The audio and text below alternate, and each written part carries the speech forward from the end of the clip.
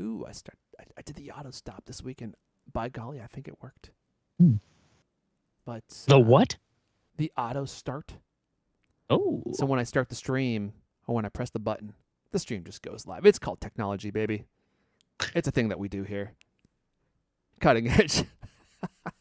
Cutting edge broadcast. Of course, I see no bids coming in. We need some new facial expressions for these thumbnails, I'm telling you. Oh, let me refresh the page and see if we're live, if we're actually live.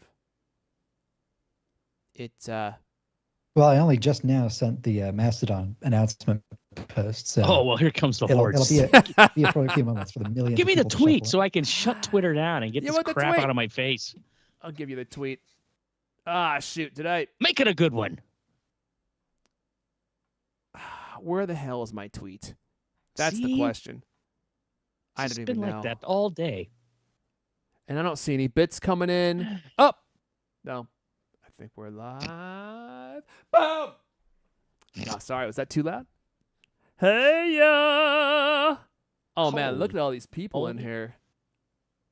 We might break 10 today. Let's see here. Oh, my God. An AI-generated video of Donald Trump holding a pregnant Elon Musk. That's exactly what I wanted from Twitter. You know, you just don't. You can just not use Twitter. It's gone great for me. Just head on over to Mastodon, where it's nice, peaceful, it's quiet. There's almost no one there. It's like a deserted island. You'll be so relaxed. I think what's more interesting is, those tweets that you see are based on your personal interests. Yeah. I'm not seeing pregnant Elon. That to me. God, I guess if I sit and stare at it, that probably increases the odds I'll see a variant. Oh, yeah, I'm sure they're timing that. Today is International Relaxation Day, by the way, just in case you weren't aware of that. So is it? Oh, time to celebrate, dude. Okay. Yeah, if you slow scroll or God forbid you stop, it's over, man. That algorithm is fine tuning. You're about to see a whole lot more pregnant Elon. Shout out to Jeff Crumpley. That's got to be a British last name. Crumpley? Doesn't it just sound like Heavensworth Crumpley? Shout out to Hugo last. The first will be last and the last will be first. Oh my goodness, Hugo dropping it off already. Hold on, Hugo. We got to wait till we're officially live before I give you the credit for that one. We got Carlos here. We got Gurn. We got Mario. I like that enthusiastic hello there, Mario. We got Level Remix. We got Red Zuan Redza. Oh, the tweet's been tweeted, my friend. We got Robert. We got Betty. We got Dave. Oh, my goodness. They're pouring in. I hope the stadium can handle them. We're going to have to add new seating. Dude, look at all these concurrents. Is it just the title? Is it the title that brought you all in here? It's the Mastodon post. Yeah, it's definitely that. Yeah, right. Do they still call those toots? Not officially. That's accurate. It's got to be I thought tweet was bad, but dear God. Like it's the sound an elephant makes. It's also the sound that other things make, Griffin.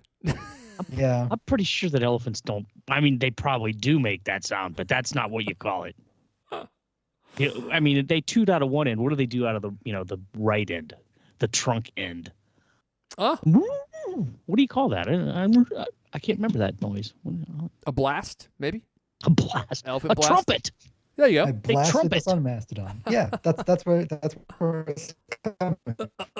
Like a trumpet tooting. Robo Griffin. Yep. The best bandwidth the Buckeye State can offer. It says the YouTube pop-up brought Carlos here. Are we actually getting some traction? I swear it doesn't tell people that we're live. I think that's actually it. And I think the news week is so slow this week that it's like we gotta serve up people something. And I know that that's true because there's this one video that YouTube has been trying to get me to watch for years. And it only pops up when there's nothing else to watch. And it's a video about some comic book artist who was not a good illustrator who somehow made it big in comic books. And I never watched the video. But every time it turns slow, it pops up. It's like, hey, have you considered this video? No, I'm not watching it. I don't want to watch it. And that's how I know. That's how I know it's a slow news week. Robert says YouTube pop-up brought him here too. Caveman, I never get notified that you're live. Dude, I wonder if YouTube fixed the pop-up notifications because all of a sudden, all these people actually know that we're live. It would probably help if we went live at the same time every week. Then we could say live at 12. But we never know. That's the problem. All right. Cheerio, old bean. That goes out to Ellert. Let's get this thing rolling. We actually have a lot of stuff to talk about. So let's see. Where should we start? I think I have my notes here. I think we're ready to roll. Should we go live? Should we start the show? Dare we? Sounds good to me. Okay, let's do it. Let me bring up Mrs. You Know Who. Mrs. T. Oh, my dear, I'm ready to go to town. Oh, really? Oh, yes. On El Katie in the boudoir. No. I don't even want to know what that means, Lewis. There's some details in there that we definitely don't need. Mrs. D, look at poor Lewis. His face is turning green. Yet again, you've surprised him with your sway towards the inappropriate. How are we never expecting it? But that's not what we're here to do. We want to talk about the latest Apple news, and we got a whole lot to talk about. So if you don't mind, put a cork in it. Get those vocal cords ready. I'll hit the music in 3, 2. Welcome to the CultCast, the best 30-plus minute Apple conversation you're going to hear all week long. I'm your host, Erfon Elijah. Joining me today. Today. Is this working? He just purchased a new turbocharged dirt bike and is taking motocross classes to ensure he can better chase and capture those escaping CultCast riders. See him coming up over that hill, flying through the sky, coming towards you. He's the managing editor of CultCast. Lewis Wallace is here. After that pause, I actually thought for a second you forgot your name. Never go full bind, Lewis. Also with us, his primary writing machine runs the Next Step OS, the first and arguably last great operating system available for any computer. He's a writer for CultCast. Griffin Jones is here. Good evening. I wish I had a computer that natively ran the Next Step operating system, but they're all prohibitively expensive. I'm actually thinking about putting together an article on my personal blog of like my most wanted computers that I can use as a reference for any generous listeners. But that is a work in progress. I would love to have a Next machine, but they actually are quite expensive. Ridiculously expensive. They're a pretty cool artifact from Apple history. And the branding, I think, is one of the most beautiful icons that was ever created for any company. What was the guy's name that created that for Steve Jobs? I forget his name. Paul Rand. Paul Rand. There is a really excellent video on YouTube of Paul Rand showing up with the branding for the first time and all its different permutations to show it to Steve Jobs and the team, and them just like absolutely gushing over it, falling in love with it. And he had a very interesting approach to like his clients. He always charged them a flat fee of $100,000, no matter if they liked the logo or not. Because if you don't like it, you can pay me another $100,000 and I'll design another logo. And also, he wouldn't present like a lot of alternate ideas. He would go with one, and then like the work he would present would be like a book that he would like personally make, and it would be like just basically explaining why this is the correct logo and the one you should go with. He was an artist, man, and that's a great business to be in. I'm going to just do this without your input, and you're going to just pay me. And if you don't like it, that's fine. You're still paying me. That's a business. As far as I know, there's only like one big swing and a miss he did, and that like he tried to design a new Ford logo that they just immediately threw away and kept using the same one. As always. He also did the UPS logo, didn't he? Mm-hmm. Which the old one. The old better one, I would say, which UPS then abandoned for that new UPS Shield. But yeah, he was an artist for sure. Okay, well, we're not here to talk about Paul Rand, although we could do a topic. That is off topic, which maybe we could do that at some point. Which, speaking of off topic, we are going to be releasing a brand new episode tomorrow, I believe. This one, I'm not sure what the title's going to be. I might just call it Cars. We just talk about cars for 30 minutes, and I remember us arguing about something. I can't remember what it was. Maybe like the best cars, the most reliable cars. Because this started out as like Erfon car purchasing intervention. Yeah. The council convened to help you make a decision. I don't know if we really helped at all, or if No, really any of our advice was useful, but I appreciate the sentiment, but no, it's no help in any way, shape, or form. Yeah. Well, you weren't tooling around in a Miata this morning, were you? No, unfortunately not. Well, then- imagine well, then. imagine me in a Miata. Now that's an image right there. Going down a windy road, 35 miles an hour, not too fast. Got to take it easy around those corners, Lewis. Is that maxed out? I think that's as fast as they go. They have like a V2, but no, the wife vetoed that. Okay, we're getting some complaints that we're too quiet. Let me know if anyone else is. Great. Wow, it might just be Caveman. He might be going deaf. That's also possible. But let me know, chat, if it's too quiet. For those of you listening on the recording, it doesn't matter because we'll adjust everything in post. Okay.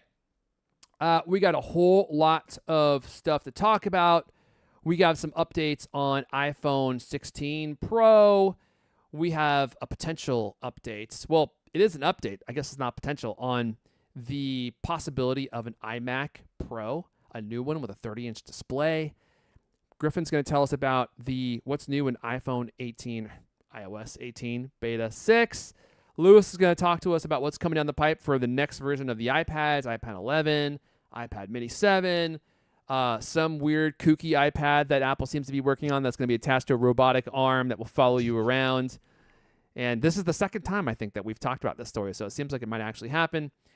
We're going to talk a little bit about Apple v. Patreon. You may have heard this news this week, and how Apple is trying to siphon off some of Patreon's. I want to be careful so I don't get into a lawsuit. We're adding fees to Patreon so that people who use Patreon have to give part of the fees that they collect from their supporters to Apple, because Apple's poor and they need those fees. Diabolical. And then if you stick around to the end for the masochists, I have an update on my iPhone 15 Pro Max story. If you didn't catch last week, I gave the whole breakdown. It got splashed. I would say, I'm going to amend what I said. Spritzed. It was spritzed with some water, which, being IP68 rated and supposed to be water resistant down to 18 feet of water, best case scenario, by the way, that was enough to do it in my poor iPhone. And Apple would do nothing for me, sadly, even though I believed, even now, I believe even more now, they should have replaced my phone for free. It was under warranty. This should never have bricked my phone. But I took it on myself to do a self-repair. And I'll tell you how good or bad that was. So we'll do that at the end. Caveman's asking why there's so many people here. I was wondering that same thing. I think YouTube may have changed the algorithm because all of a sudden everyone's telling us that they got notifications that we went live, which seems to never happen. So that's cool. Before we dive in, I do want to give a very hearty thank you to Squarespace for supporting this episode. I think the big question is, did I load this in the browser? And is it going to work? Because I'm not getting any loading screen, which is definitely not a good sign. And this is why we're broadcasting 30 minutes late, because we were having these issues, mainly with Lewis. And we thought they were just Lewis issues. To rephrase that, we thought they were issues with Lewis. And Lewis does have issues, but it seemed to be that may not have been one of them. Yeah, this is just not loading. So I guess I can't show this while we're talking about it, which is fine. If it pops up, then I'll load it. But I want to give a thank you to Squarespace for supporting this episode. Squarespace has been with us for I think 10 years now. And we send them hundreds of thousands of dollars in business every month. I'm sure. I mean, I have never calculated it, so that could be off by a few bucks. But I think the reason that I love having Squarespace around is because I use it for multiple websites, including CultCloth.co, which I'm going to talk about later in the episode. And it made it so easy to actually get my website up and running. And I managed the entire thing by myself. And it's easy to make updates. It's easy to configure stuff. It's easy to add images. It's easy to add social media. And you'll have a beautiful website up quickly. And the whole thing is guided by this new system that they have called Squarespace Blueprint. You can choose from their professionally curated layouts. There's a bunch of styling options that you can change. Everything's like drag and drop, easy as can be. And you'll have a unique online presence in no time. And you could really dive in and customize everything if you want, or get it launched quickly. It's completely up to you, but the site will look uniquely yours. And they have some really flexible payment options built into the site if you decide to sell something, which I know a lot of people want to, create their own e-commerce website like I did and just print money like I do with CultCloth. And they make checkout seamless for your customers with simple and powerful payment tools. You can accept credit cards, PayPal, Apple Pay, obviously a huge one. And in eligible countries, they offer the option to buy now and pay later with Afterpay and ClearPay. Go to squarespace.com/cultcast for 10% off your first purchase of a website or domain with code CultCast at checkout. That's squarespace.com/cultcast and use code CultCast at checkout. You get a free trial, so you don't need to do it right away. But when you're ready to make your first purchase, make sure to use that code for the discount. Okay, let's dive right in. Let's talk about iPhone 16 Pro. Lewis, I'm sending it your way. You thought I was going to be confused? Oh, no. Wow, you're on it today, man. Man, on I don't know what it is, but today's my day. Take it away, Lewis. That amazing headline is iPhone 16 Pro camera button will make taking pictures a snap. Wow. See what we did with that there. Great headline. There's a reason it's a cult. People love coming back. So we've heard about this rumor before, but some more information about it. The button being added to the iPhone 16 Pro models, designed to act like the shutter button on fancy, used to say DSLR, but I believe you were shaming me into saying the DSLR isn't actually the cutting edge thing anymore. That's right. Fancy cameras. It's a mirrorless. I would say like a mirrorless because a DSLR implies there's a mirror, so they're not called DSLRs anymore. I don't believe they're just called mirrorless cameras.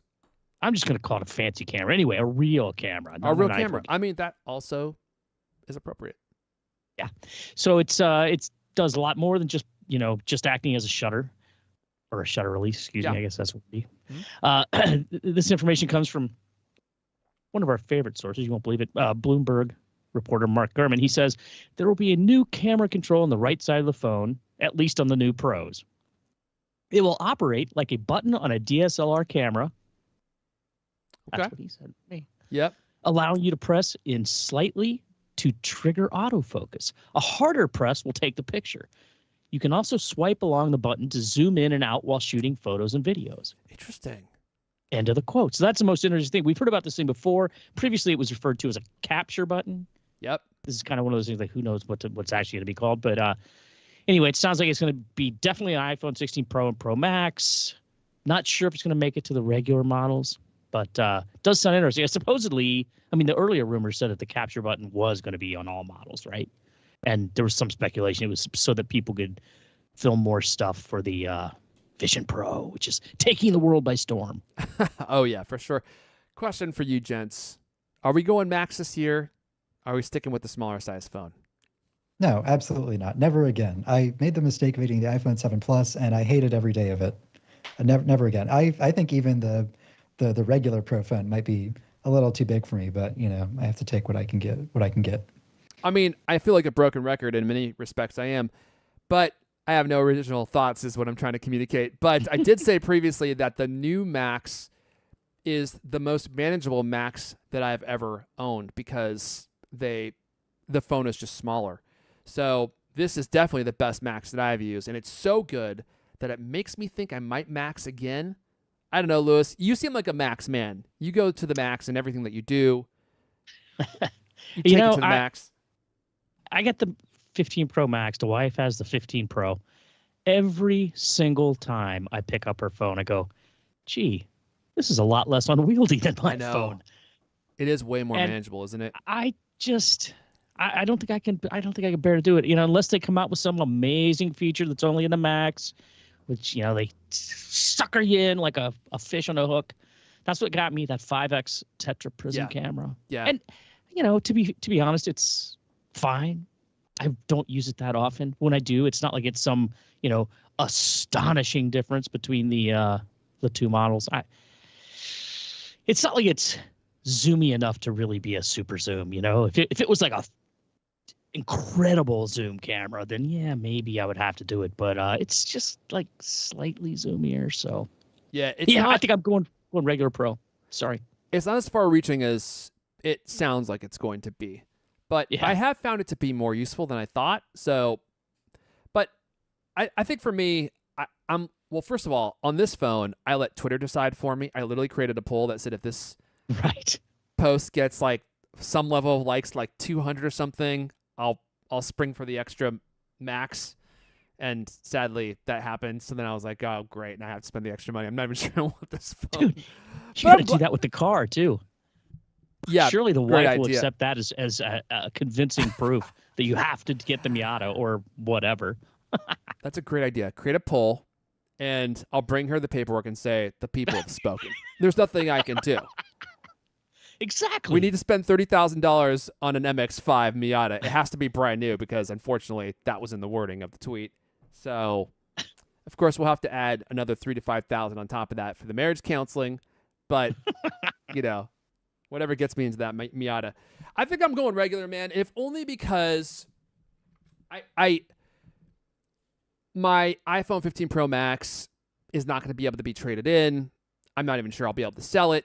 So I'm not going to get that discount anymore. And so I just want to spend less money. And I am actually thinking about, I can't believe I'm saying this, but I actually am thinking about getting Apple Care Plus for it. Because now that I've had this phone damaged by a spritz, I realize how vulnerable these phones are, and Apple's ads showing you how waterproof they are is so bogus, man, because they don't back it up. So if you get any level of water damage, like I don't really want to change my habits. I don't want to be careful with it. I don't want to not take it on a tube on the most docile water I've ever experienced in case it gets spritzed too much, right? By the way, my Apple Watch Ultra is also IP68 rated. So there must be I think there might be different levels of IP68 rating. They advertise you like taking that scuba diving. Exactly. And yet it has it's the not, same rating. And yet it's not covered by the warranty. I think this might be a class action in the works, man. I think this is so disingenuous. When you advertise a product to be used for a certain thing and then it breaks because the thing gets damaged doing the thing that they told you to do with it. It's like, dude, what? You literally had it. You guys are going to trigger me. I'm going to go through this whole thing again. If you guys don't know what I'm talking about, go listen to the last episode. Just a recap, a one-sentence recap, the TLDR.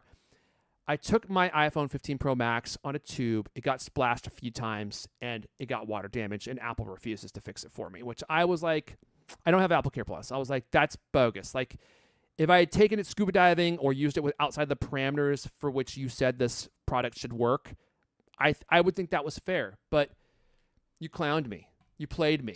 TC played me. I'm like, I'm on my own now. Yeah, sorry, go ahead, Griffin.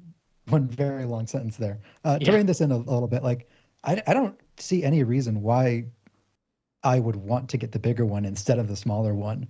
Like, I don't watch a lot of videos on my phone. I only really use it for like when I'm out and about, like reading social media or like, RSS feeds or stuff like that. And like, I can fit a full paragraph of text on the medium-sized phone. I don't need a bigger screen for that. Yeah, sure, fair. I watch a lot of YouTube, and I watch videos in picture-in-picture mode all the time. So for me, it is nice having the larger video present while I'm doing things on my phone. And plus, I think just having a bigger display for looking at pictures, for taking pictures, for reading websites and stuff, it is nice, I have to say. It is definitely nicer having a larger screen. And I've gotten used to the size since it is so manageable now. But the extra cost is going to be a big barrier for me. Like if you add Apple Care Plus on top of the price of the phone, I mean, dude, it's so expensive. It's so expensive. And I'm actually thinking about just doing the upgrade program. That's what you do, right, Lewis? Yeah, yeah, it is. And it's felt kind of weird the last few years just because the phones have been so similar. But, you do get Apple Care Plus. And when you have that and you walk into an Apple store, it's like basically, I don't know. You're covered. It's like, okay, what do you want us to do? It's just like, oh, here, let us fix that. I mean, I've never had any pushback. And frankly, the story you gave us last week sounded shocking to me because I've never, I guess the only experience I've ever had like that was when I tried to return my last phone and they're like, you can't do that here. What are you trying to return this at the store for? I said, well, because that's what I was told to do by Apple Support. Well, that's crazy. I just think it sucks. Like I've had so many experiences with Apple Support where they have surprised and delighted me. And it feels like they have moved from that being the standard practice to you get that treatment if you pay us. And if you don't pay us, you're a leper. Get the hell out of here. And they grab you by the back belt and they literally throw you out like DJ Jazzy Jeff and Fresh Prince of Bel-Air when Uncle Phil would throw him out of the house. Sorry for those of you that get that reference. That I'm was. really surprised. I think you should. I actually think you should send Tim Cook an email. I Just thought about doing a that. succinct email saying, "Look, here's the story, Tim. I took my $1,200 iPhone that is whatever the IPX rating is. Yeah. I took it on an inner tube and it dipped into some water briefly. Yep. And now it doesn't work. And I mean, unfortunately, you ripped it apart, so that's going to be a problem. Like, but I don't if you know. hadn't I don't know ripped if it is a problem. No, but I think. I mean, you could still send him a letter, but I mean, yeah, I'm not expecting him to do anything. But I thought I should at least let him know, like, this is a bad experience. You guys haven't thought this through. Like, you're advertising this phone for a specific purpose. I'm sorry, we're going down this rabbit hole again. Let us know if this is getting boring. Chat, let us know. And people in the chat are saying I should have told them, like, do you know who I am? That, to be honest, play the CultCast that card. literally never even occurred to me. Man. And even more than that, I think that would be such a pathetic attempt. Like, if I was Marquez Brownlee or someone with like millions of followers, they might care. But at our level, he would have been like, bro, like, Apple could release a new 15th generation iPad refurb press release, and it would get more traffic than you've probably ever gotten in your whole life. Like, Apple's so much bigger than us. I just don't think they would care. And if anything, it would probably make him even more rude to me, which, to be honest, I'm not sure is possible. He really was looking at me like I was just like a convicted felon. Like, verdict was in, man. Like, you're a liar. You're lying to me. And I'm like, I'm not. I'm just telling you what happened. Anyway, I'm sorry. We're going on and on and on and on. Going back to the feature, Lewis, I actually think this is a cool feature. Being able to take photos right from the button, being able to zoom in and out, and like make it so that you can actually treat your your iPhone more like a normal camera. I think that's going to be super useful. Man, if they figure out a way to make it easier to switch between, photo and video modes. I mean, that's one of the things I struggle with the most. When I'm outside and I'm looking at my phone, I'm trying to take a picture or a video or God forbid, a panorama.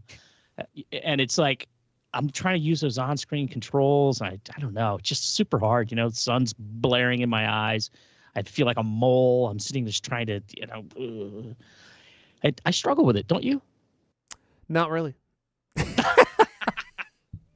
Okay, it does kind of feel like an antiquated interface. They've had that same interface since iOS 7 in 2013, and it's like, well, yeah, I still can only swipe one at a time, or you can tap the incredibly tiny little touch target and jump like two at a time. But like, they have like 8 different modes now, and you have to just like swipe through them like one at.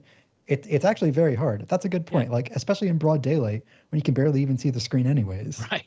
I mean, when you look at it inside and it's like, oh, it looks very elegant and everything. But in practical use, it's difficult to use, I find. I can't tell you how many times I've tried to take a panorama. I'm standing outside in a gorgeous Italian city. It's, beautiful Mediterranean sunlight. And I start to try to do a panorama, oh, gee, I did like a panorama of 12 feet of the city or something.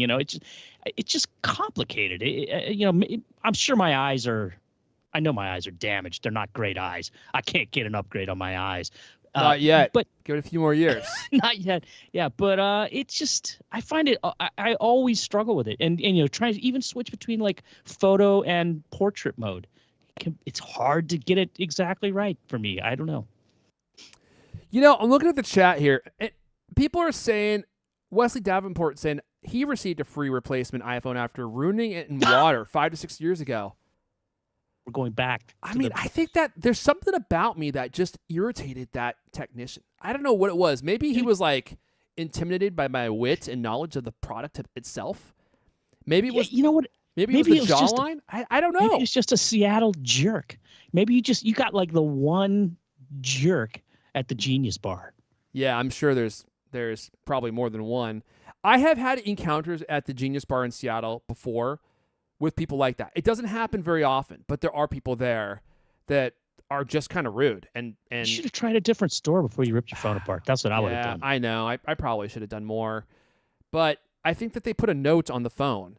So, like, even if you go to a different Apple store, they can see, I think, that you've already So Yeah, I was well, like, so if they do, and you go to another one, you say, "Yeah, I hope you can help me," because the guy at the other store he just really wasn't helpful at all, And Yeah. I'm just really disappointed with this, and I've been an Apple devotee for what, decades, yeah, and yeah, longer. my phone got slightly wet, Yeah. and now it doesn't work at all. So, you know, can you give a brother a hand?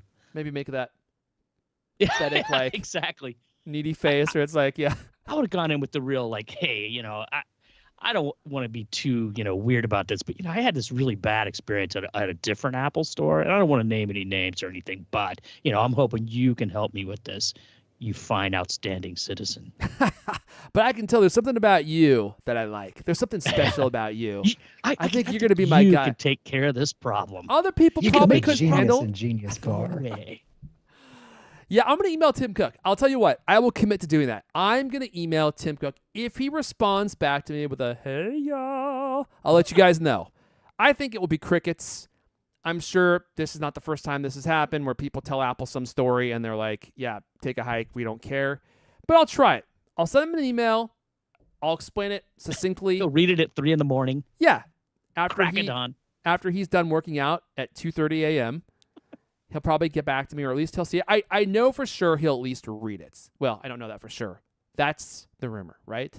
That he does read his Supposedly. emails. Supposedly. Seems impossible to believe, but I think that would speak to the quality of his leadership if he actually still did that himself and didn't farm it out to like some assistant or something. But I will try it and I will report back what I find. But in any case, that's why I'm going with the iPhone 16 Pro regular, I think, so I can get the cheaper model. I may get on that iPhone upgrade path because I do it every year anyway.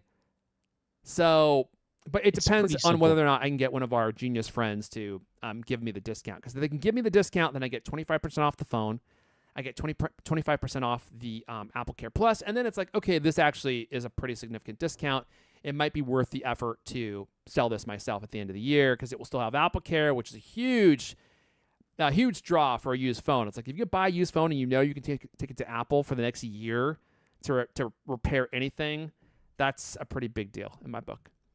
Tell us about the big screen device you are interested in. Oh, wait, hold on. he's still not done. From the chat. We got to get the chat on the screen. I got to figure this out. From Robert B. I emailed Tim Cook one time several years ago because I had a problem with my iPad, and they set up an appointment for me to come in, and they gave me a brand new iPad off the shelf. See, I mean, I don't know, man. Like, you hear stories like that. Like, it happens.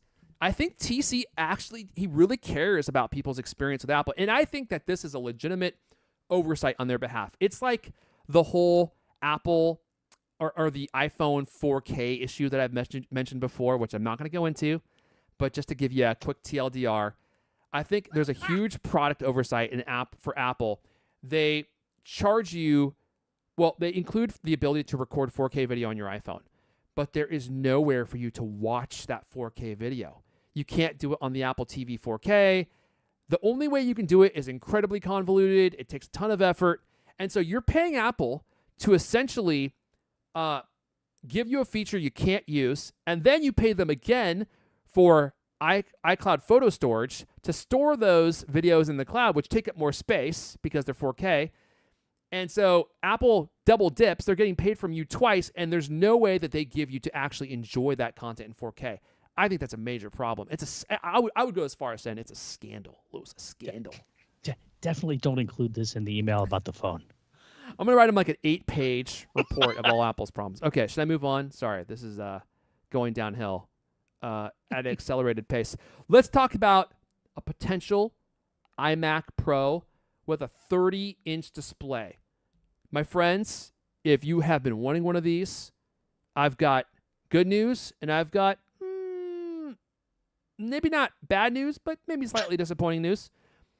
This is coming from the Germinator, so we know that it's at least worth talking about. Despite Apple's product reshuffle and its continued attempt to push customers to buy its smaller iMac, it seems like the larger 30-inch model is still on the way, and it just might be the iMac Pro. Mark Gurman was saying this week a larger iMac remains something Apple is exploring. He put this in his latest Power On, I think. He says it's unclear if the device will use Apple's latest M4 processor. Apple plans to update the 24-inch iMac to M4 later this year, but Gurman suggests that it could be too early for the larger model. It may not be ready to go live yet, so it might be like an M5 or something later. In 2023, Gurman said that Apple was in the early stages of developing the new iMac with over a 30-inch display, and that it was further out, suggesting that it might be at least a year or two away from launching. And then in October of this year, or last year, 2023, Ming-Chi Kuo said he expected a 32-inch iMac with mini LED display to come out in 2025. But he didn't specify if that machine would be an iMac Pro or just another iMac. So it seems that Apple could release or is working on a 30-inch plus model. We don't know yet if it's a Pro, but with that super huge display, I think that's a real legitimate opportunity for Apple to basically weave together like a studio with like the big large screen. If it does come out, it will probably be in 2026, so you still got some time before you're ready to plurk that money over. Now keep in mind that the iMac Studio, or the Mac Studio I should say, is $5,000 with the M Ultra chip in it. And then the display that Apple sells, well, you could spend $5,000 on their XDR Studio display. So if this thing comes out, I don't think it's going to be cheap. It may not be cheap. It may be for people that have got the ducats to do the pro work. But so that makes me think that maybe they won't do it because that's going to be a pretty limited audience. But I don't know. I just wanted to give an update because we've talked about this machine before. It's still in the works, it seems like. And for those of you who really want a large screen iMac, which I think I might be one of those people as well, all I'm saying is you got a chance, but it might be a year or two-ish away. Who could have predicted that in a market where desktop computers is rapidly shrinking, Apple might potentially release 3 completely different pro desktop computers with niche within a niche. A niche within a niche of Apple products as itself. They should make it not an iMac Pro. They should just make it a big iMac. You know, I mean, because that's a great machine for people, and some people like a bigger screen. So, I mean, every time I'm reminded that there isn't a big iMac, I'm kind of surprised. I think that's it. I think they're going to offer that with the like the M4 or the M5 Pro chip in there, right? So it's going to be like more powerful than a MacBook Air, but it won't be as powerful as like a MacBook Pro or something. But if it's a mini LED display, those are very expensive. That's not just a bigger iMac. That's a bigger iMac also with a completely like different display technology that's going to be much more expensive and drive the price up. Yes, if they do go the cheaper route, I don't think we're in for mini LED displays. Like that's a feature. That's actually a really good call out. If they do mini LED, I think that's an indication that they're going to go Mac Pro, because why would you put such an expensive feature in a cheap machine? I don't think that makes any sense. All right, we're way over here. We've been talking for like 4 hours. We have like 18 stories left. And I've been complaining about the same story I talked about last week for like half the show, which I probably will regret later when I look at the download numbers. What should we talk about next? You want to talk about iOS 16? Oh, wait a second. Just real quick. Just very quickly. If you don't mind, Griffin, before I pass it to you, I just would like to give a quick plug for CultCloth. If you're going to be picking yourself up a Vision Pro, if you got a new iPhone, if you have an iPad that's grimy and gross, an Apple Watch, there is absolutely nothing that works better at keeping your devices, your glasses, your lenses, your cameras sparkling clean. I was cleaning my camera the other day. It's one of those vintage Fujis with all the different dials that are on the top, right? And the thing about those cameras is grime gets lodged around those little dials. And unless you have CultCloth, that grime is living there forever. There's no way to get it out. You can't fit a normal microfiber down in there because it's a very thin channel, but then it like opens up towards the bottom underneath those little dials, and you got to have CultCloth because our rich, thick fibers reach down into the cracks of your life and cleans those cracks and makes them sparkling clean. Even if you just have an Apple Watch, When's the last time you've looked and or cleaned the underside of your Apple Watch that touches your skin? Yeah. Because it has that hard corner around the ring, and then it has those tiny little engraved letters. What other cloth is going to get into all those tiny little letters? That's why the underside of my Apple Watch is filthy, and why I'm never going to show it to the audience, because Erfon hasn't sent me a free CultCloth yet. I need to do that. I can't believe that I haven't done it, but there's many things I haven't done, but that's on the list. I'm going to get If you one do, of those. I'll take a before and after picture. Okay. I use it all the time. So, and I always say I'm surprised at how well it works. I won't bore you with more, but if you want to support the show and support me, please head to CultCloth.co, use code CultCast at checkout. With any order $20 plus, you'll get an extra free care cloth with your order, and I definitely appreciate everyone's support. Okay, let's move on to iOS 18 Beta 6. Dude, Beta 6, okay. What could there possibly be new in Beta 6? That's what I want to know, Griffin. I mean, it's Beta 6. What else could they put in here? It's like done. Well, I wish there was more. Let me just put it that way. There are more changes to the Photos app. Okay. Not very many changes. Nothing worth mentioning.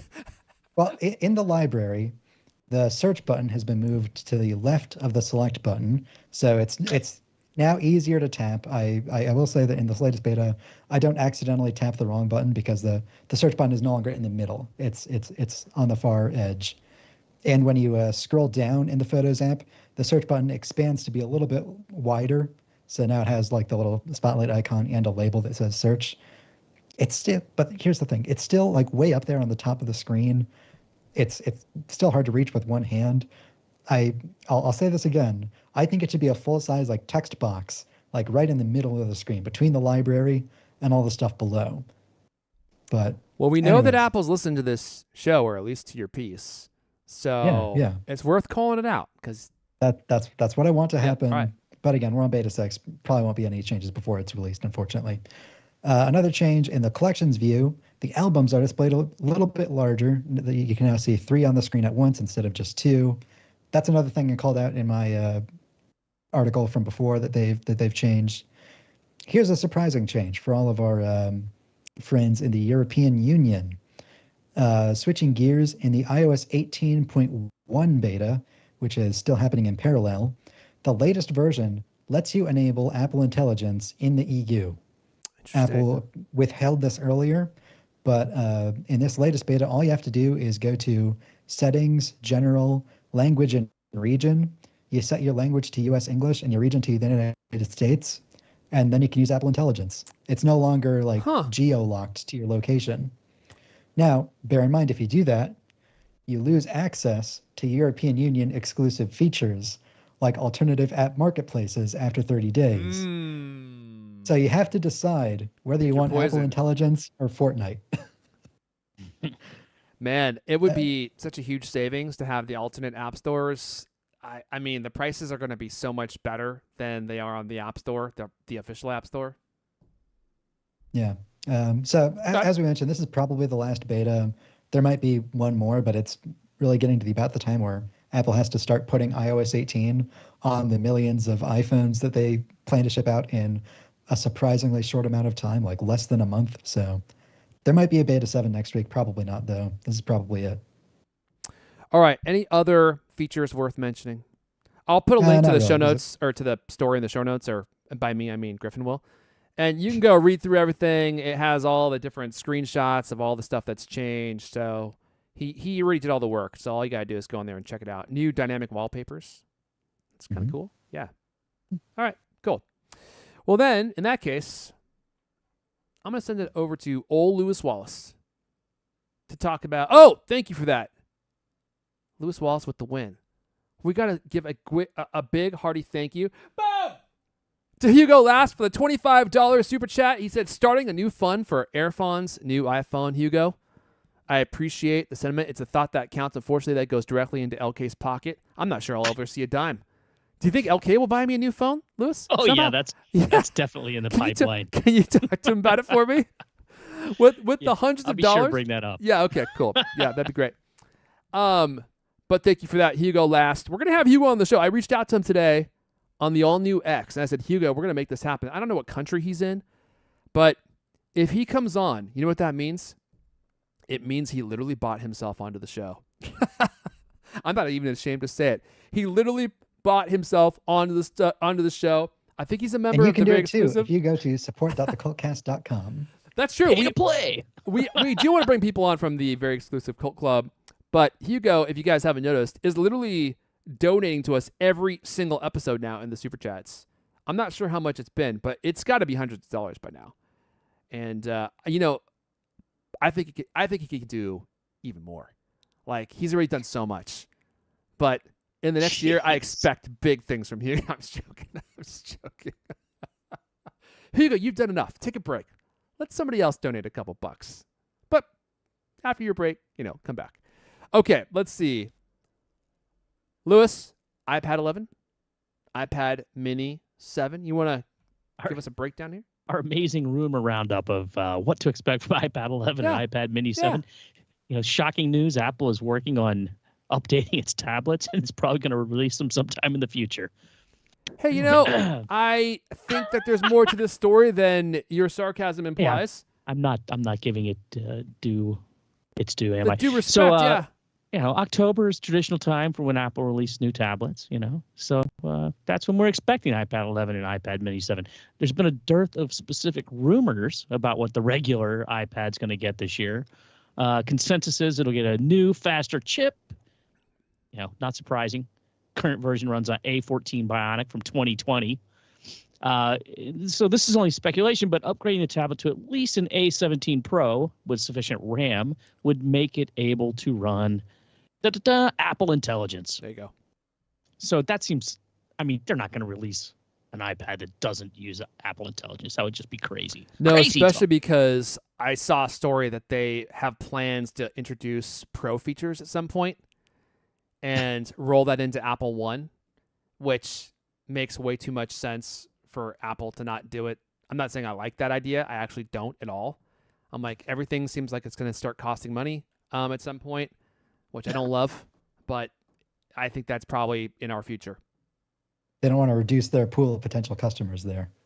Yeah, right. Right. It's just like how they released Final Cut Pro on the iPad, but now it costs money every month. It's like, and Logic, it's like, not a fan of the subscription model, I have to say. Someone else is, though, a very important someone. Yeah. Who might be giving me a new iPhone soon once I email I'm him. sure that's... Let's see. Don't look forward to a full external redesign with this year's iPad. In 2022, we got the larger 10.9-inch screen with USB-C port and other enhancements, and got rid of the home button. iPad 11 is expected to keep that design. And then we talk about the iPad Mini. We haven't had a new one of those since September 2021. A lot of people love the iPad Mini. I've never owned one, but dude, I love it. I would definitely own one if they weren't so expensive. They don't put them on sale very often, but it's such a great size. It has always seemed making small devices, Apple. Some people like them. I mean, technically, it's a bigger version of the iPhone Max. So it's an iPhone Ultra Max. Yeah, it depends on how you look at it. Let's see. What little we know about the next iPad Mini comes from. Who would have guessed this? Bloomberg's Mark Gurman, who said, quote, the iPad Mini update won't include much more than a processor upgrade. Okay. Well, let's see. Current version runs an A15 Bionic, newer than the basic one, of course. And, once again, speculation, but come on, they're not going to release a new iPad Mini without an A17 Pro or better and enough RAM to run Apple Intelligence. That seems to be the whole gist of this article. It's going to be we're going to get new iPads that look the same as the iPads, but have faster processors and more RAM, so they can use Apple Intelligence. And I think that makes perfect sense. And if October's the month, that's going to be great news. It's been a while since we've had these kinds of updates to this very important product line. And that's it. The low end stuff is super important for Apple too, because gets people. I mean, they're perfect for kids. Gets people in the Apple pipeline. I mean, they're perfect. Were you gonna say something, Griffin? Yeah, another note. It'll probably, the new iPad Mini 7 will probably get the new Apple Pencils, because I think it's using the former generation of Apple Pencils, along with the landscape camera and stuff like that. Oh my God, the Apple Pencil compatibility! My head spins every time I try to think about it. I can't. I just. It's definitely confusing. Their whole product line is confusing because they're trying to eke every ounce of profit out of those nips. I mean, they got to have like a price point. It's like a product in every $5 increment. There's got to be a product in there somewhere where you can like meet someone's need. The one thing I was going to say about this iPad story, and the reason why I think I at least wanted to mention it, is because, well, the older iPads are going to become even cheaper, right? So like the iPad 10, which became the base level iPad recently, is going to be even more base, and it's probably going to have its price lowered. And and the threshold for like the lowest end iPad seems to be around $220. So you could score an iPad 10 for like $220 to $250. That's going to be an insane deal. You could buy the iPad 9th generation right now on Amazon for I think $220, and that thing is, I mean, doesn't have all the new bells and whistles. It still has the old form factor, but dude, that thing is perfect for kids. It is so powerful. It does literally anything that they would need to do. I bought one for my kids, and the kids that don't use that specific model always complain because the other ones are so old and choppy and just don't run well. And the 9th gen, I mean, it does everything that they need to do. They're not taking photos. They're not really playing games. Like they're listening to audiobooks. They're reading. I mean, all the stuff that kids do. There's some learning stuff that they do on it. It does perfectly. So like that $220, $250 price point, I wish the people listening could see what I'm doing with my hands. I think that adds a lot of context. It's very convincing, those hand motions. That's the price right there, I think, for a family iPad, in my humble opinion. I'll also say for the people listening who aren't watching, Erfon has spent most of this episode holding a pencil, and so he has just been gesticulating much more, like pointing, poking himself.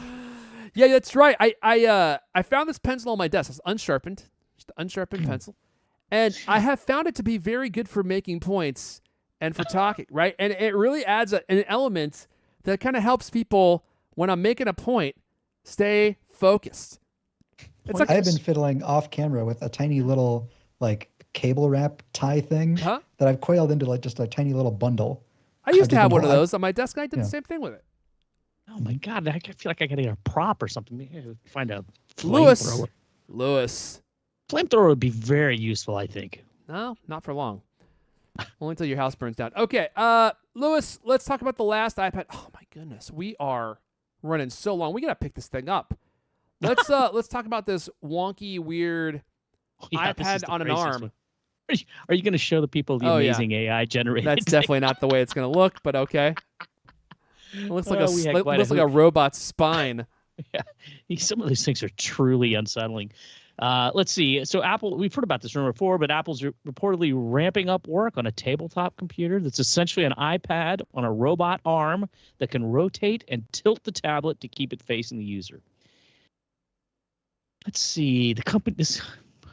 Who is this coming from? Don't even say it. Don't even tell it. Don't tell us. That no one's ever heard of. We discovered him, yeah. The company now has a team of several hundred people working on the device. Wow. Which uses a thin robotic arm to move around a large screen, says Bloomberg's Mark Gurman. Supposedly not going to be a robot as many people envision one. It'll lack legs or wheels, stay stationary on a kitchen counter, table, or desk, but it'll include an iPad on a robotic arm that uses, quote, actuators to tilt the display up and down and make it spin 360 degrees. Gurman had a fair amount of information on this. He also says the device is envisioned as a smart home command center, video conferencing machine, and remote-controlled home security tool. The project, I love it when he gives the code names, codenamed J595, was approved by Apple's executive team in 2022, but it started to formally ramp up in recent months. Interesting. The device could respond to commands such as, look at me, by repositioning the screen to focus on the person saying the words, say during a video call. It also could understand different voices and adjust its focus accordingly. As Ed, who wrote up our piece on this, points out, this device sounds kind of a lot like the Belkin Auto Tracking Stand Pro, which is a desktop stand that uses Apple's Dock Kit system to keep an iPhone pointed at a user. This, I like to call it the iPad on a stick. It might be more like an iPad on a HomePod. Product is apparently in an early stage of development, not expected to reach customers for 2026 at the earliest. Price tag, are you ready for this? Oh, boy. $1,000. which Yikes. is roughly what Okay. premium iPad models without robot arms sell for. You kind of had me with the iPad with legs. Now that might be something I'm interested in. If it just follows you around with legs, like it walks around. Look, Apple's given up on making the iPad a computer. So now it's just like their experimental thing. Like, hey, what if we try to make the iPad a laptop? It's okay, I guess. What if we try to make the iPad strapped to your face? Oh, not enough people really like that either. Okay, well, let's, they did let's that. make It's the called the Vision iPad a Pro. robot. Yeah. So I suppose this sounds like interesting. HomePod. If you had a HomePod with an iPad attached to it, you could see how that might be useful. But I don't know. Robot arm makes it swing around. It that does makes sound start to wacky as heck, doesn't it? I mean, I guess like on a table, if you're having a conference call or something, maybe that makes sense. In your home, I don't know, FaceTime calls, maybe so. I don't know. I guess maybe it might work, but then, the iPad already has, what's that thing called? Center Stage? Is that what the Center Stage feature is This called? is Center Stage Max. Pinned on you. Yeah, It's this hardware is powered. Center Stage on steroids. It's very odd rumor, and I got to say that the $1,000 price point for this thing sounds. I mean, if people already have an iPad that can do Center Stage, then I don't know. It's kind of a specialty project, which is why I think this is such a wacky. I'm withholding judgment.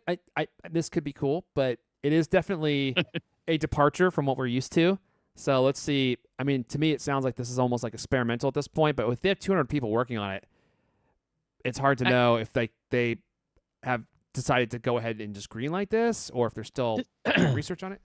This Also wasn't say in the that show this- notes, but didn't they put Kevin Lynch on this? Am I wrong about that? No idea. Yeah, I remember reading that in Mark Gurman's original piece. I will also say that despite sort of the angle Mark's going with this, I would be surprised if this actually was like an iPad built into an ARM. I expect this to be kind of like just an accessory, like a fancy iPad stand. Because if you're going to spend this much money on a robot arm, you don't want to have to buy a new robot arm when you want a new iPad. Excellent point. Excellent point. So it will And work. for $1,000 for a robot arm, like it's a lot of money, but that's actually not a lot of money for a robot arm that has that much articulation. Like I have a hard time imagining that like they can make an expensive thing like that also comes with a display and is a full computer on its own. Yeah, but who wants to spend $1,000? What normal person wants to spend $1,000 on a robot arm that they can use with their iPad Pro that they also need to buy? I mean, the whole thing. That's a just separate seems weird. question. I hope Yeah, I have mean, an answer for. The whole thing is just weird. Anyway, okay, we're running way long. Let's yeah. The other part of this that Gurman was in Gurman's story was like, this is Apple like saying, oh, well, we have to have a new product that's going to generate sales because we have to continue to grow because that's what the stock market demands. And so, we can't make a car, but maybe we could have a couple hundred people slap an iPad on a robotic arm. I mean, it just. What are we missing? That does not sound There's right. something. And it does not sound like a gigantic hit product. It sounds like, maybe it'll be like one of those Bartesians. It'll also make cocktails. I mean, then maybe you got something. I don't know. All right, TBD. We'll let you know if we learn more. Let's move on and talk about this whole Patreon thing. We should probably need to do this quick because we don't need to linger here too long. But I did think this was not a good look for Apple. It seemed incredibly stingy and stinky. And as a creator, this agitated me greatly. I'll pass it to you, Griffin, to kind of give like the TLDR of like what happened this week and what's happening with Patreon between Apple and all this nonsense. Yeah. So Patreon, a service that many authors, artists, and many creators on the internet use to get funding from their fans, has to switch to its iOS app to use Apple's in-app purchase system by November. This will add Apple's 30% App Store fee to all new memberships purchased through the iOS app. As Patreon wrote on their blog on Monday, unfortunately, Apple is requiring us to switch over to their in-app purchase system for all iOS transactions, or else risk being kicked out of the App Store altogether. And their in-app purchase system is not built with our same level of creator-first flexibility. So, kind of a diplomatic way of putting it, let me be angry on their behalf. As part of their change, Apple will charge 30% fees to all new memberships for all of the creators you support. And creators have to like decide which plan they're going to go. So I'm going to make sure this graph is the chapter artwork for this chapter if you want to look in your podcast player. I'll also describe it, paint a word picture for you. So they have this bar graph that explains the old system and the new system and like how the breakdown works. So in the existing system, if you pay your favorite creator $10, they get $8.61. Patreon takes the rest as a little bit of profit and for the processing fees. Now, there are two paths forward that you can go. Either that $10 purchase is raised to a $14.50 support, in which the creator earns basically the same amount of money, or the creator has to make less money because Apple wants some of it. And then at that point, Apple is making almost as much as the creator. Yeah. So in that system, you still pay the same $10, but the creator goes from earning $8.61 to $6.20, a 25% cut. Apple makes $4.35, which is, I cannot emphasize this enough, over 5 times as much as Patreon itself, which only makes 80 cents. So every time you pay a creator $10 through Patreon, Apple takes 5 times as much money as Patreon. Where did this graph come from? This came from Patreon's own blog in their announcement, like on their goofy about it though. Like, if it was $10, Apple's fee wouldn't be $4.35. This is what they're saying it's going to be. You know, well, how could that? It would be $3. I don't want to blow this up right here live, but what am I missing? Yeah, that does seem suspect. The math on that does seem suspect. So, because if it was $10, I mean, it's the point remains the same. It's just that they wouldn't make as much. Even if it was only $3 out of $10, they would still be making over what, 2.5 times as much as Patreon on their own. Yeah, I think it's on just their own service, and that would still be absolutely is just mislabeled. Because, that's all it is. That is interesting, though. Yeah, because creators have been saying like, I don't have a relationship with Apple. I make, I draw comics. People buy those comics through Patreon, and suddenly Apple wants 30% of the revenue. Like, Apple, I don't even own any Apple products. Apple shouldn't be involved. Like, they're basically a glorified payment processor, and the standard for payment processors fees is like 2.5%, and Apple wants an order of magnitude more than that, simply because the transaction is occurring over the iPhone. I think that's absolutely ludicrous. If I was Patreon, I'd just delete the app from the store. Say, visit us on the web. Mm-hmm. Call their bluff. Yeah, but a lot of people use Patreon's app to manage their entire businesses. I guess I would just say this. Not a good look for Apple, as I said earlier. Incredibly stingy. This is like reverse Robin Hood. It's like robbing from the poor to pay the king. It's like, dude, the people who don't have a relationship with Apple. Yeah. People who don't use any Apple products suddenly have a reason to be furious at the company for taking their money. Like, I don't see how Apple could possibly think that whatever money they're going to make from, Joe Schmo webcomic is going to be more valuable to them than the gigantic reputation that they're going to take from everybody who had nothing to do with them before. Yeah, Apple doesn't seem to be providing any value here. They're just taking a cut of the transaction because they can, which is not a good look. And I'll just say, like, as a creator, it's very hard to make money as a creator. I mean, especially to get people to pay you for content, because look, we're all subscriptioned out, right? Like we always say, like, fork it over, pal, and support us if you want to see this content, survive, and like that's all true. But what's also true is everybody else is saying the same thing to you.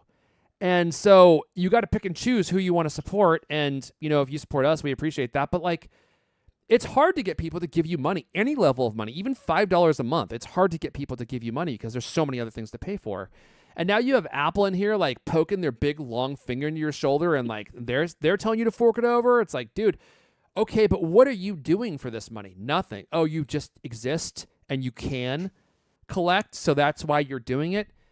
Really, really, anti-consumer, anti-creator. They need to do a complete about face on this. They need to apologize, and they need to move on.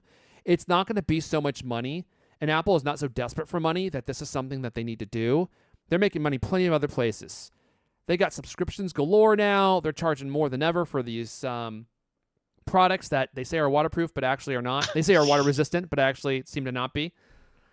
And I just don't think that they need this money. It just seems like it's incredibly greedy, and that's not a good look for Apple. And I hope that they reverse on this. I have my own complaints about Patreon as well, by the way. So I'm pro creator. Like, creators need a place to be able to survive and make money. Otherwise, how do they create? They can't do it. Yeah, Lewis.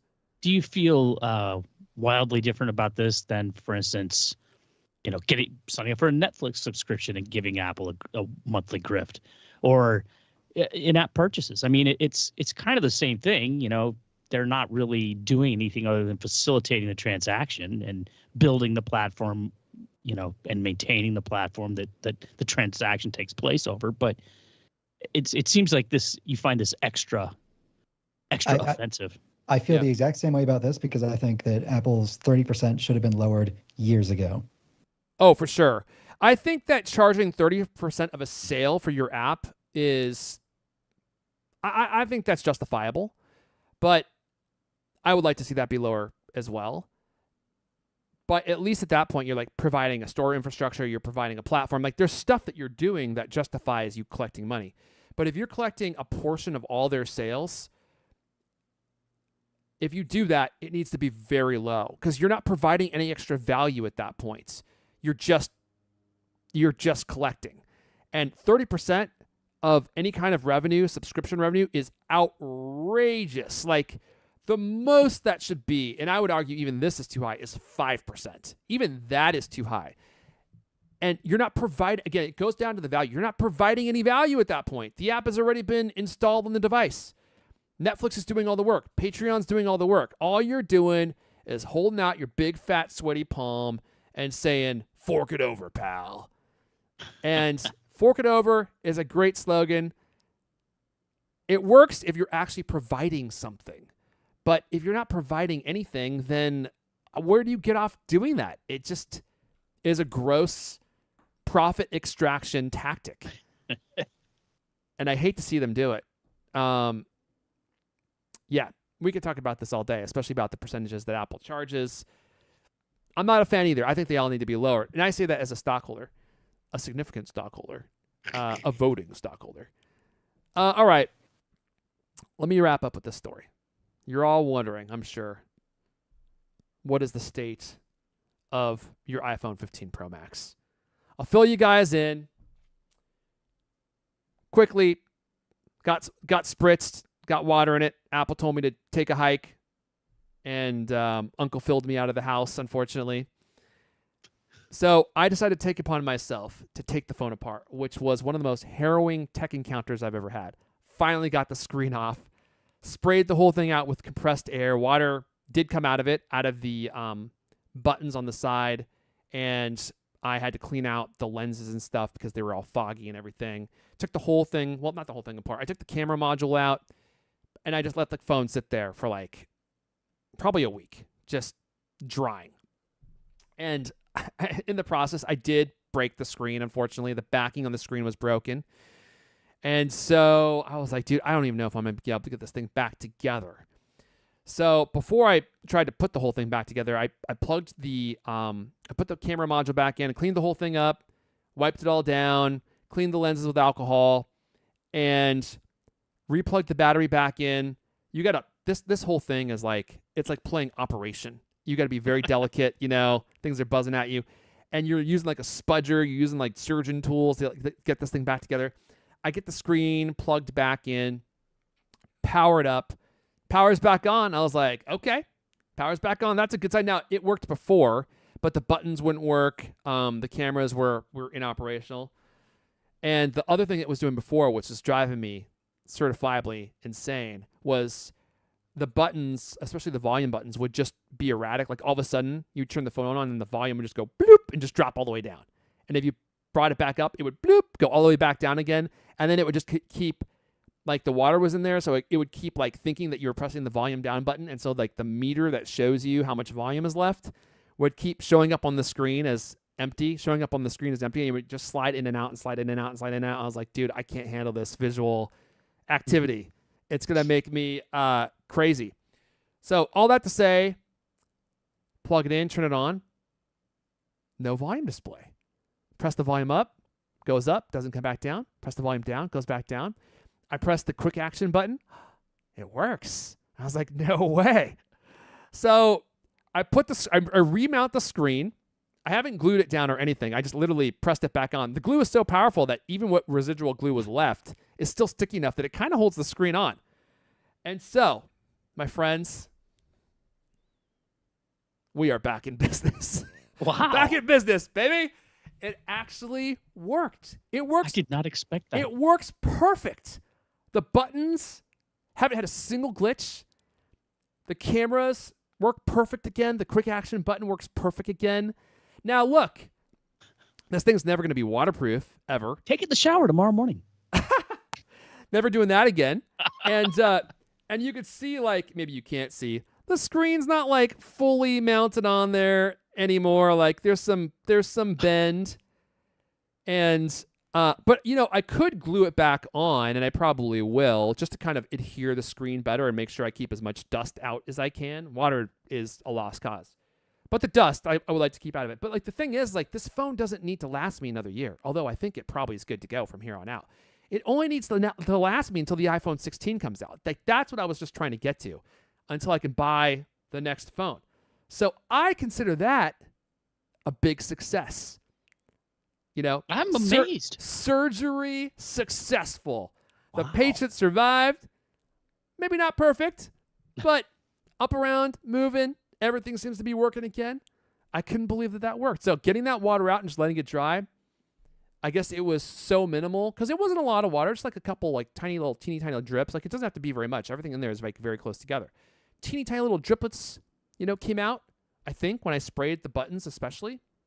And that was the only place I really found water besides the fog around the lenses, which leads me to believe that my initial assumption was correct. The water egress happened in the volume buttons. I think that's where it got in. So the seal around the buttons didn't work. The water got in. However it did, I have no idea. And then it made its way. Like I think it just the phone was hot, and the water evaporated inside the phone, and it congressed around the lenses because that's the outside point of contact with the world, right? So it probably gets cold the fastest, and so it adhered to the lenses, and that's just where it lived. So I think it was the volume buttons that ended up failing. I know that seal failure is impossible. That's what the genius told me. It literally never happens. And I quote, "It literally never happens. You would be the first one," is what he told me. Well, sir, I believe you may have found your first case. So my plan now is just to use the phone. And then once I get my new phone, I'm going to sell it for parts on eBay and just say, phone works great. Had some water damage, fixed it. No longer waterproof, you know. But if you want a phone, if you have no plans on taking it in the water, which I think most people don't take their phones in the water, then, dude, this phone is perfect. Like, it works just as well as any other iPhone. I'll glue it back down. I got the seal off Amazon to re-glue it, and this thing will be up and running. You could sign like a part on the inside of it as well. Signed by I should Erfon. do that. I should get like a silver Sharpie and sign the battery. And then sell it on eBay. And no one will ever know that it's there. But I can't believe that it works, man. Thank God. I really didn't want to use that iPhone 7 for the next 6 weeks. That thing was so terrible. I mean, it's a miracle that it works. And kudos to Apple for building a device that still works all these years later. But trying to read on that thing was giving me vertigo. And it's so diminutive. Like holding it in your hand, it's like it would probably be perfect for Alex E. Heath and his tiny little hands. But for these meat hooks, no way. It just can't have it. I cannot believe you got that thing back together. Yeah, it wasn't easy. How many hours do you suppose overall this took you? Probably 2. And how much money did you spend on the pieces and? The only thing that I bought the iFixit toolkit for $70. Ooh. So it's not cheap. But you can use that forever. Yeah. And it is a nice toolkit. And then I bought the seals. They sent me 2 seals for $7. So it was $8 with tax. So $78 to make it work. Huh. And now I can sell it. Like, it didn't work before, whereas now it works again, right? So like, I could probably sell this. I imagine now that it's working, once I reglue the screen, I could probably sell it for at least $400. Whereas before, I don't know if I could have gotten anything for it because it just didn't work. And I might even be able to get $500 for it. I mean, it's an iPhone 15 Pro Max. It works perfectly.